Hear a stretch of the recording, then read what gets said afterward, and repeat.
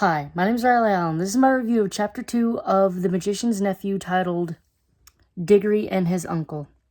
We start off where the last one left off, with Polly disappearing, and Uncle Andrew continuing to assert his dominance as a weird, creepy old fucker. Like, this man is just the creepiest of uncles. Like, he is... When you talk about creepy uncles, you're talking about old Uncle Andrew over there. He's explaining his experiment to Digory with glee and pride, while Digory's over here just like, where's my friend at? Where'd she go? And he keeps interrupting like, yeah, okay, that's all great and good. Where's my friend at, asshole? And it's just so hilarious. Like, he's taking no shit from this old man. And I love that about Digory. Anyway, Andrew explains that his grandmother, Miss LaFay, sure, real on the nose with that one, Mr. Author. Real on the nose with Morgana LaFay.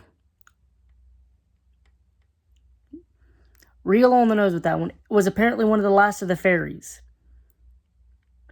which makes Andrew one of the last people to have a fairy godmother. He presented Andrew with a box. She presented Andrew with a box and said, when I die, burn this. He promised to burn it, but he didn't.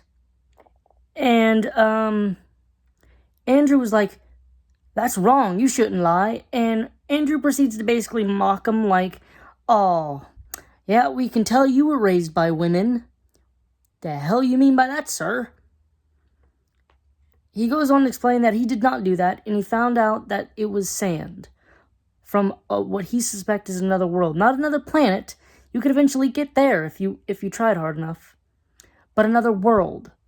He proceeded to do experiments with guinea pigs, explaining cheerfully, basically, that some died, some exploded, like little bombs.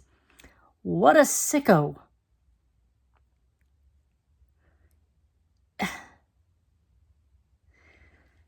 Anyways, Digory, who had a guinea pig, was like, sir, that's wrong.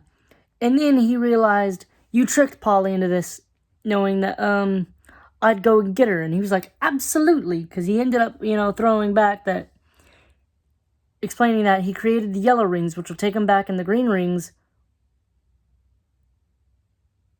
the yellow rings, which will take him there, and the green rings, which will take up. The yellow rings, which will take him there, and the green rings, which will take him back. He tricked Polly into taking the yellow ring without the green one, so Digory could go with the yellow one and 2 green ones to bring her back.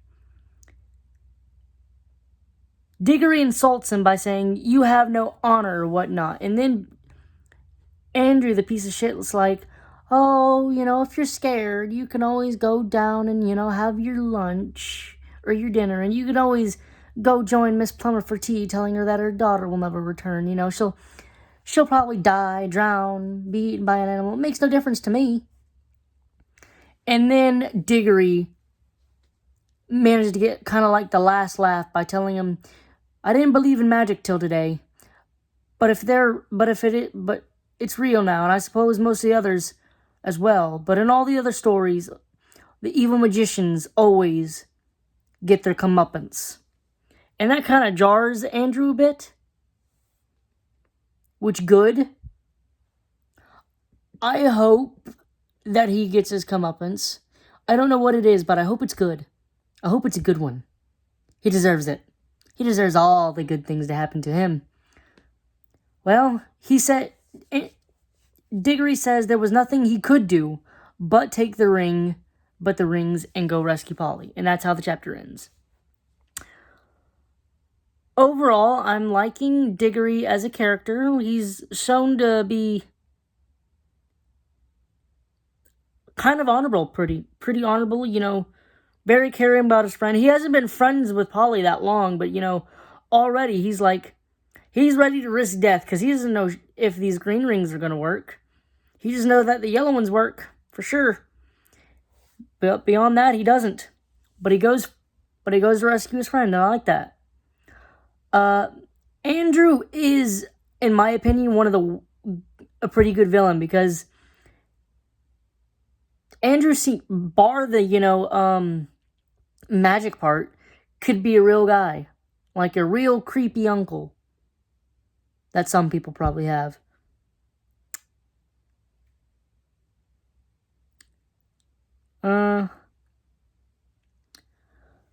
Overall, I'm going to give this chapter maybe a 6 out of 10. Thanks for watching the video. Leave a like, comment, subscribe if you want, and I'll see you in the next video.